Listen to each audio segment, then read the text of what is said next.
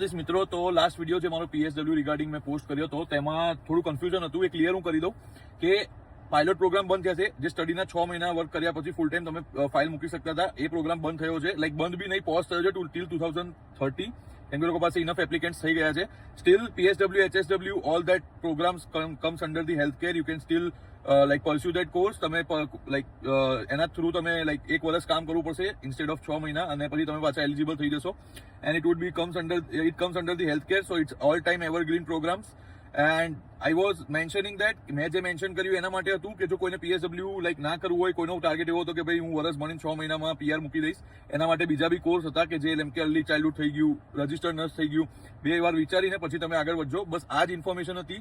સો like કોઈ બી confusion થયું હોય તો આ ક્લિયર મેં અહીંયા કરી દીધું કે ભાઈ પાયલોટ પ્રોગ્રામ બંધ થયો છે. પીએસડબલ્યુ કોર્સથી પીઆર નહીં મળે એવી રીતનું નથી.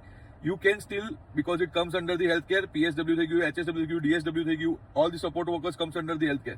બટ ખાલી ફરક એટલો જ છે કે 1 વર્ષના એક્સપિરિયન્સ, ફૂલ ટાઈમ એક્સપિરિયન્સ સાથે તમે પીઆર મૂકી શકશો ઇન્સ્ટેડ ઓફ 6 months. મળીએ મારા નેક્સ્ટ વર્કમાં. જય દ્વારકાધીશ.